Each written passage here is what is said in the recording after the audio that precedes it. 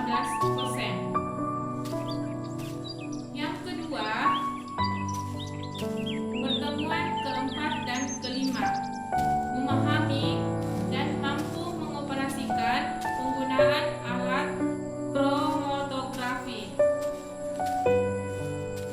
Untuk bahan kajian materi pembelajarannya, yaitu yang pertama, mengetahui jenis-jenis alat kromatografi yang biasa digunakan di laboratorium. Bentuk dan metode pembelajarannya, kuliah pengantar, ceramah, dan praktikum.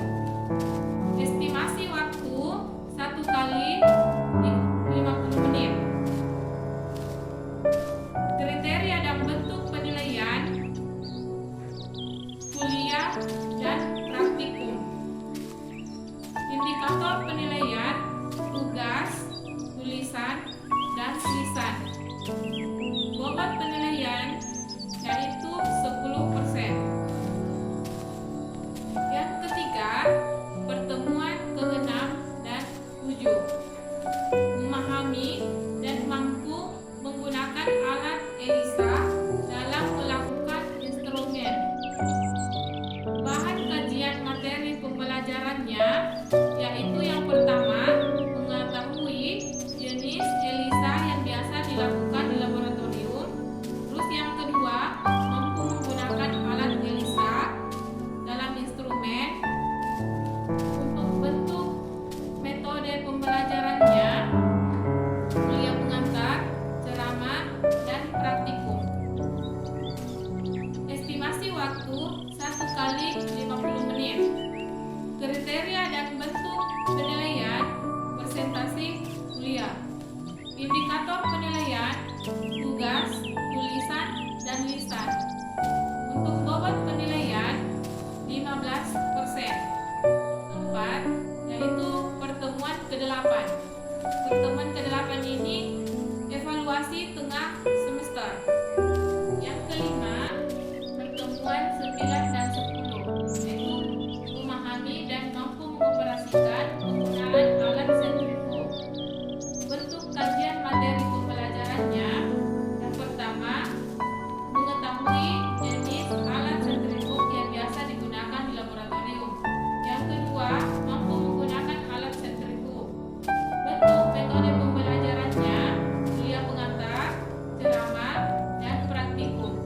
Estimasi waktu yang digunakan 1 kali 60 menit. Kriteria dan bentuk penilaian presentasi, kuliah, dan praktikum. Indikator penilaian tugas, tulisan, dan lisan. Bobot penilaian 10%. Keenam, itu pertemuan ke-11, memahami dan mengoperasikan penggunaan alat hematologi analisa.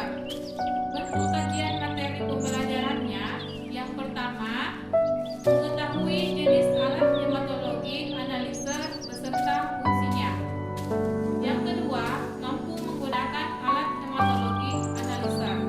Bentuk metode pembelajarannya yaitu kuliah pengantar, ceramah, dan praktikum. Estimasi waktu yang digunakan 1 kali 60 menit. Kriteria dan bentuk penilaian presentasi, kuliah, dan praktikum.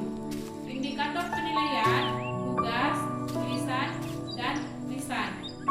Untuk bobot penilaiannya yaitu 10%. Selanjutnya, untuk yang ke-7, pertemuan ke-12, memahami dan mampu mengoperasikan alat elektroforesa dan densiferometer. Bentuk kajian materi pembelajarannya, yang pertama, mengetahui